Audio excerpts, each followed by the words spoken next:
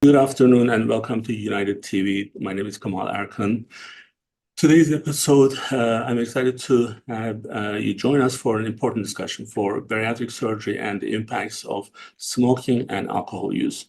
As many of you know, bariatric surgery is a significant step towards achieving the long-term weight loss goal and improving overall health. However, the journey doesn't just stop with the surgery itself. There are crucial lifestyle changes that needed to be made to ensure the best outcome for the surgery. Today, we have our regular expert, Dr. Isaias Irgau in bariatric surgery, who's with us. Dr. Irgau is going to shed the light on how smoking and alcohol use can impact both patients. It can impact patients both for before and after surgery. We are going to explore the risk associated with smoking and alcohol with these habits and why it's important for you to follow your surgeon's order. So, Dr. Irgau, thank you for joining me today. How are you doing? I'm doing great, Kamal. I was just thinking when you said expert, I kind of reminded myself now that it's almost 25 years since I've started interest in bariatric surgery. And of course, so it's over 20 years now since we did our first laparoscopic gastric bypass, Dr. Wynn and I, the first really surgeons to perform laparoscopic gastric bypass here in the state of Delaware. A lot has happened since then. Well, it did, right? So 25 years is a lot of time. And in our program, we had more than 10,000 cases under our belt. And, this is one of those jobs, I would say, that comes with expertise. Not all jobs does have an impact, but there's certain things that requires a number of times that you repeat them same way with new techniques, improving what you do. But in order to improve, you have to be able to do it in the way that everyone is doing before. So it's amazing. It's amazing how we have to do, the surgeons, you guys have to do day-to-day maybe learning still after all that. But then I'm thinking, like, how is someone who's just coming out of residency dealing with something that you are able to deal with? Just like that 25 years is giving you an excellent advantage. And also, we are still teaching those residents and others and new surgeons, right? That's right. That's why it's called the practice of medicine, Kamal, because you're all the time you're learning, you're becoming better. Your patients are teaching you, all the time. And of course, there are developments in medicine and in surgery, and we have to obviously learn continuously to stay up to date. And we do, and we're very proud to say that the CHRIAS, the Christiana Institute of Advanced Surgery, is always at the sharp end of the development in terms of providing minimally invasive procedures, but also added knowledge and protocols that continuously improve the outcomes and the care of our patients. And today's topic is really pertinent to that, because you have to really have had enough experience to understand in depth the importance of these topics that we're going to tackle today. So, Dr. Irgau, the way that I would like to kind of starting from smoking and pre and post impacts of smoking, and why this is a risk factor for those who are going through well, it's a risk factor for everyone, but for those who are going through the surgery, it's a bigger risk factor. If we can talk about the complications with pre and post surgery, if they are smoking, then we'll just go to the next questions. Right. It should be a fairly straightforward topic, right? Smoking is bad, period, right, Kamal? But it is really, really bad in the setting of bariatric surgery. And that's why we emphasize greatly about the need to quit smoking before bariatric surgery. And the reason we want people to quit smoking even before bariatric surgery is not just necessarily because it is important for them to stay quit after surgery, and we'll talk about the after surgery issues, but really for them to go through the surgery safely. It's important that they prepare themselves in the best possible way. And if they are smokers, by far one of the best things they can do to reduce the risk of potential complications of bariatric surgery, Kamal, is to quit smoking. right? And we tell them to quit smoking at least 4 weeks before surgery, if not before, right? And why is that? Well, because there are very well-known complications that go along with people who are continuously smoking and they undergo anesthesia, whether this is pneumonia, whether this is cardiovascular problems or blood clot formation. These are potentially serious and life-threatening complications that can be completely avoided if a person quits smoking. So there is really no issue here. In fact, as you know, in our program, we would not proceed with surgery unless the person has quit smoking completely, because really the risks that the person is undertaking by continuously smoking is just not worth for the patient, and we feel very strongly about that. And of course, bariatric surgery is a necessary surgery, but it's not emergency surgery, which means that we do have time to prepare. And if the patient has really struggled and they're not ready yet, well, we wait.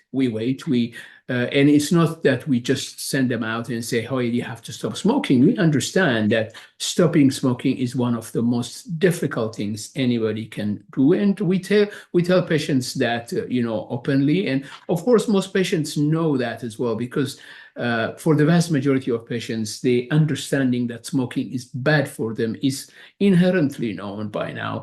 And of course, they will have tried many times but failed. But it is interesting that by the time they come to realize that bariatric surgery is important for their life, it's almost like they come to an epiphany, Kemal, saying, like, this has got to be the reason for me to stop. And the vast majority of our patients actually end up stopping smoking. And it's wonderful to see somebody not only getting healthy by losing weight, but having stopped smoking as well. It's really a wonderful, wonderful outcome. And patients who have stopped smoking after years of smoking and patients who lose weight after bariatric surgery are just a delight to see post-operatively, because they become healthy in every way, obviously, because of what they've accomplished.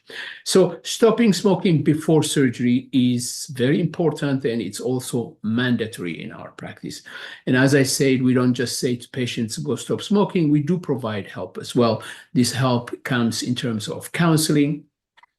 There is a wonderful smoking cessation, pathway that we have through our United Medical Program. And obviously, we ask for their primary care doctors to help us as well, either by providing medications or counseling, so that they can do it. And the other important thing is that there is time for them, right? Because when we see them for consultation for bariatric surgery, once we counsel them about the importance of stopping smoking, the whole process of preparation for bariatric surgery takes several weeks, if not months. And so they will have time to really adjust and stop as well. So preventing complications related to the actual surgery, to the anesthesia, is important. But how about staying quit afterwards? Why is it important for people, for instance, not to resume smoking afterwards? Well, there are important reasons, because smoking happens to be very, very bad in terms of complications it creates after bariatric surgery, particularly people who've had gastric bypass, for instance, Kemal. They can develop ulcers at the connection between the stomach and the intestine. It's called the anastomosis. It's the new connection that we make to construct the gastric bypass anatomy. And that connection is very vulnerable to formation of an ulcer. An ulcer is almost like a wound where the normal lining of the GI tract is lost, and there is clearly an open wound there. And that open wound cannot heal if the person is continuing to smoke. And if it doesn't heal, what happens? They have continuous pain, and this pain is a nagging pain that is very difficult to get out from.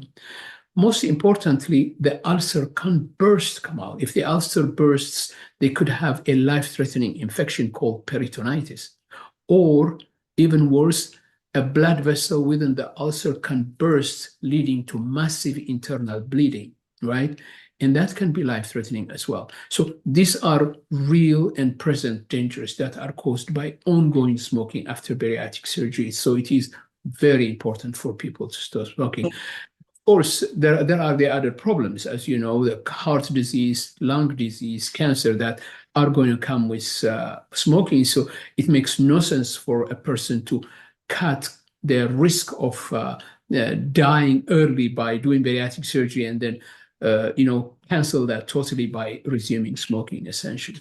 So if you can, sometimes when I have struggles with different terms in medicine, you kind of break those down, and you're one of those people who have a lot of patience. Like you don't rush and you explain and like after I listen to you, I really 97% of the time I have 100% understanding. So how is smoking affecting my stomach? Like, because I thought it was going to affect the lungs, right? Patients are, saying that. So what's that connection, if you can just break that down? So it's simple, Kamal. When people inhale the smoke does not just go into their lungs, it's swallowed as well. And the smoke itself is full of noxious chemicals that just are irritant to the delicate surface of our gastrointestinal tract, right? It is actually a very, very delicate surface, and that surface can be irritated by these chemicals very easily. Now, why is it so much more pertinent after bariatric surgery? You could say, why is that not the case, for instance, for a normal stomach, right? Well, because particularly in gastric bypass, when we connect the intestine to the stomach surgically, that is an unnatural connection. That's a surgeon-created connection, right? Right. It's a natural connection. And by itself, that connection is vulnerable to creating those wounds that don't heal. They're called ulcers. So we call this anastomosis, this connection, ulcerogenic, which means it's prone to create ulcers. Now, granted, these ulcers can happen even in somebody who's not smoking. For instance, taking medications like aspirin, called non-steroidal anti-inflammatory drugs, can cause that. But the key difference is that if the person is not a smoker, Kamal, we can treat that ulcer. We can provide anti-acid medications that will lead to a complete healing of that ulcer.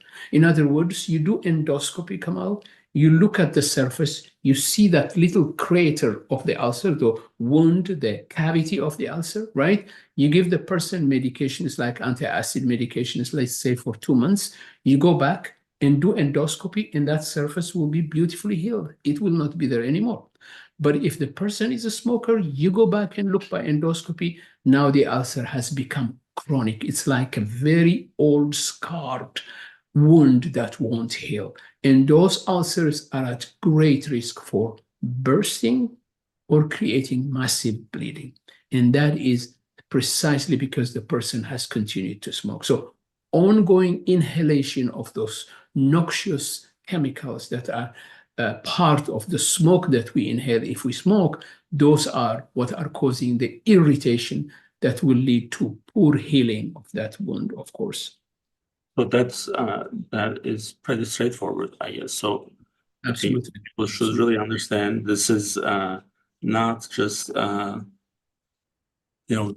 smoking here and here. It goes into the stomach. It's impacting the stomach, and we make modifications there. And recovery is the most important thing, and especially recovery. And what you don't, let me actually just share something. So Yeah. I'm going through a small problem these days, and to see the progress, Dr. Irgau, I won't go into details, but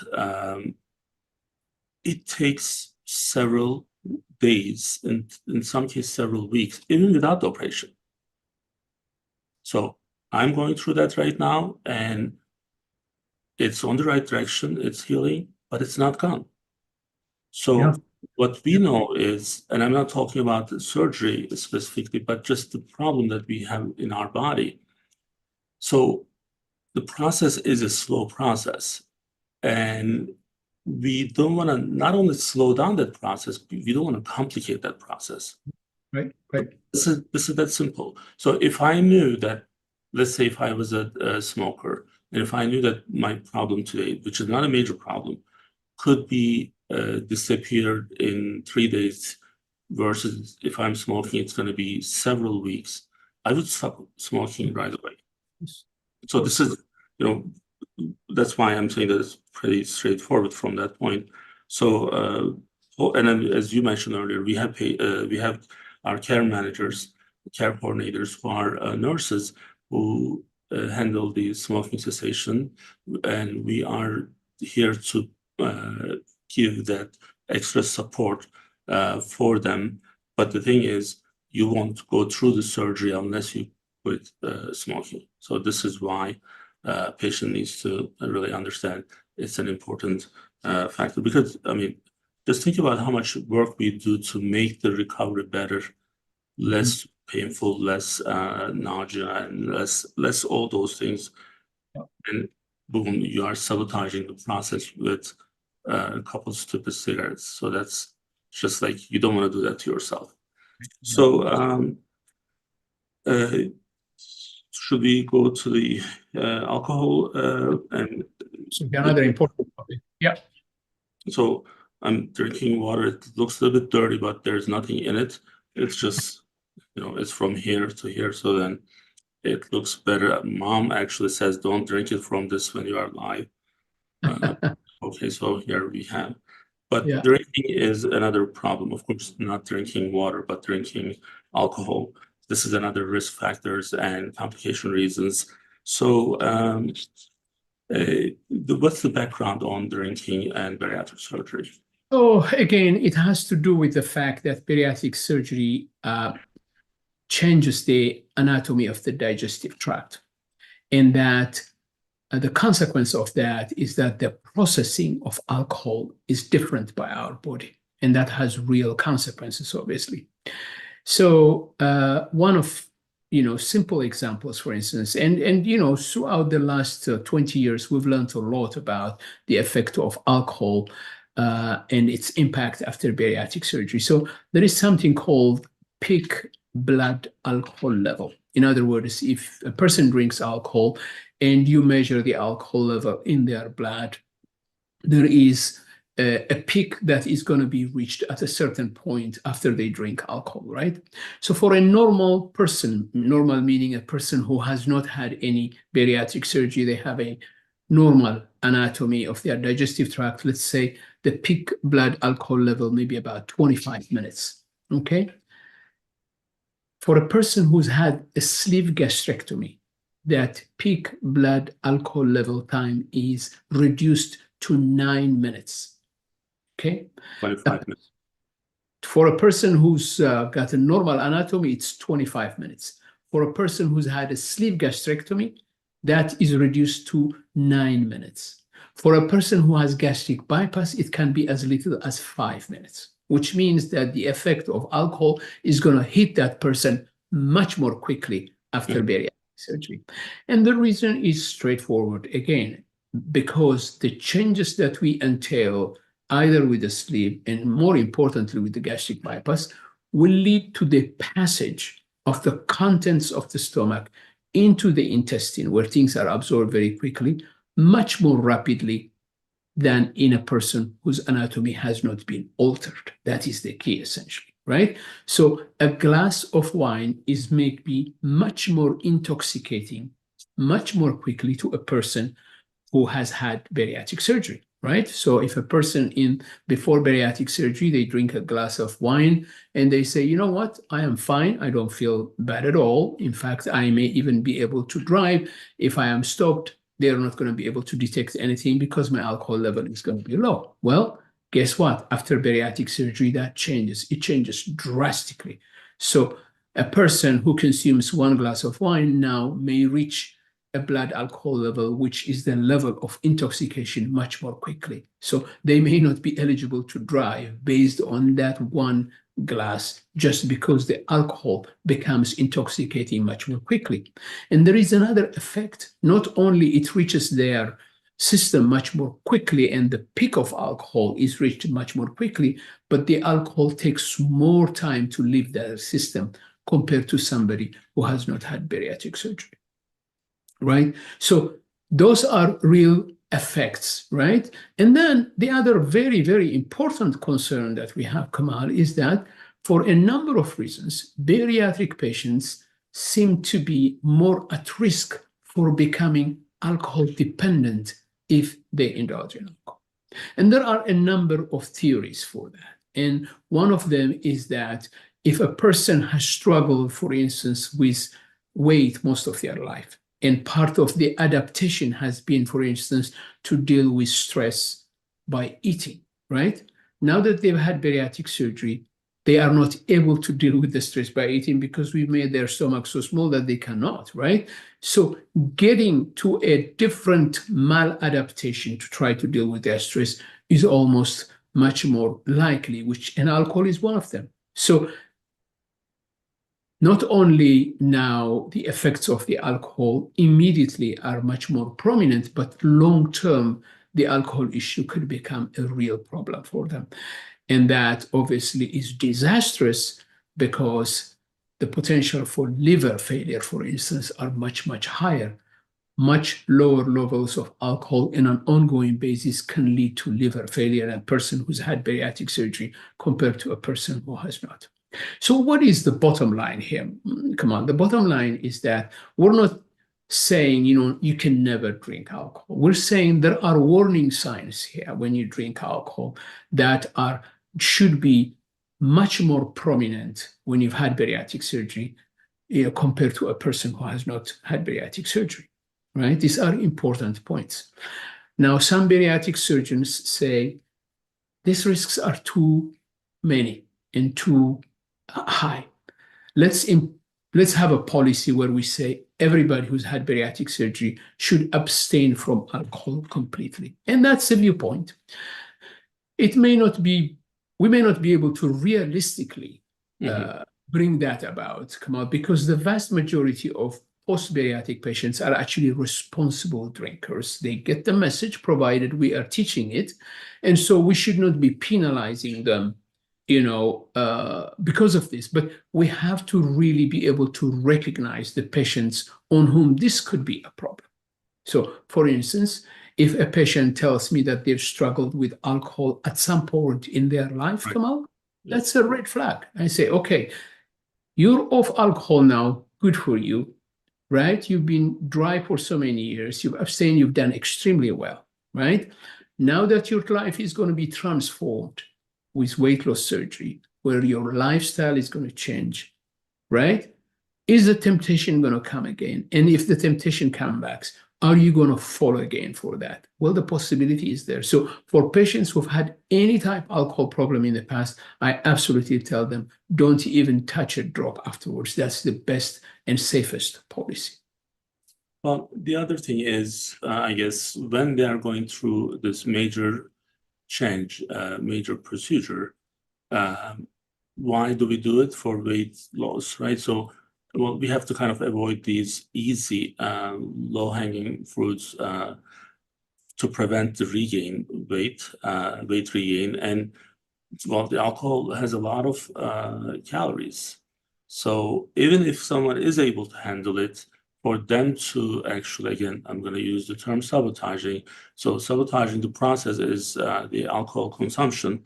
So that's something that, the other thing, Dr. Yao, the process that we take our patients from the beginning to the end, to the surgery, but even after the surgery, we don't actually, wash our hands. We keep in touch with them. So I guess there's a really strong support coming from the program. So that actually helps them to really better understand. I mean, this is our maybe 8th or the 9th time that we talk about this specific topic, because this is so many times it's repeated. And we don't see much pushback. Like, I'm on daily case conferences. I mean, when the last time the alcohol issue came up was, I don't remember. I mean, smoking comes up from time to time, but it's not a lot.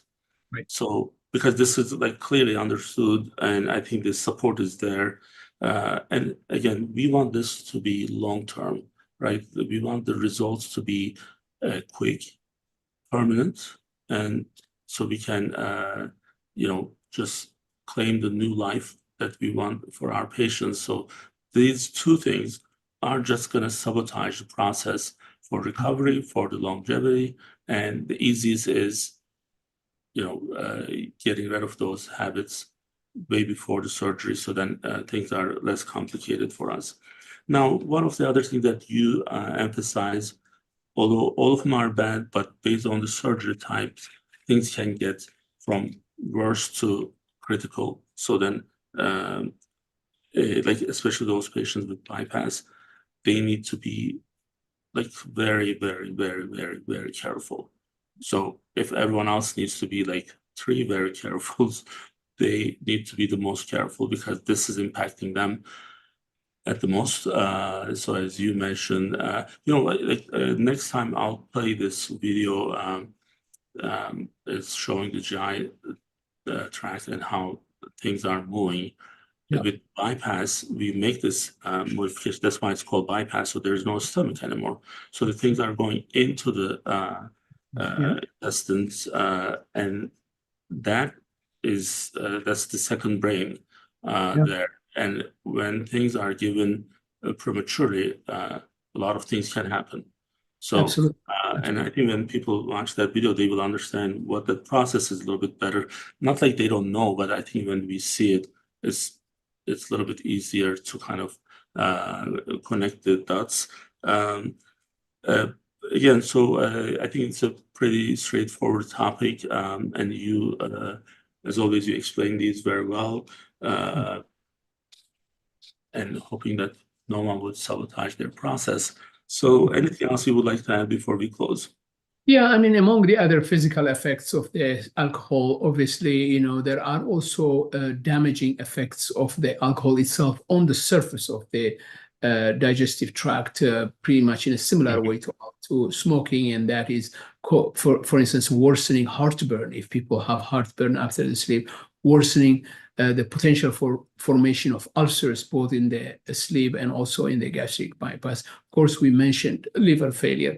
The fact that with drinking there is really impairment of judgment, which means people are not going to be careful about what they eat and how they eat if they drink alcohol. You mentioned the fact that alcohol is really empty calories, no nutrients, no protein in it, and just leading to increased appetite and weight regain as well. There is something called dumping syndrome that can happen, particularly after the gastric bypass with alcohol as well. So different effects. And then the other thing that we should mention is dehydration as well. People can become dehydrated because of the effect of alcohol, and that's obviously a serious problem after bariatric surgery, because hydration is not something that you can do as easily after bariatric surgery as you do before bariatric surgery, just because the stomach is so much smaller. So different potential, problems and difficulties that can occur if one is not fully cognizant of the dangers that we have with excessive drinking and obviously any type of smoking after bariatric surgery. Well, Dr. Isaias Irgau was with us, and we learned a lot today again with the smoking and alcohol utilization during the bariatric surgery process, risk and complications. Dr. Irgau, thank you for joining us. And Thank you. we'll speak with another topic. Thanks again.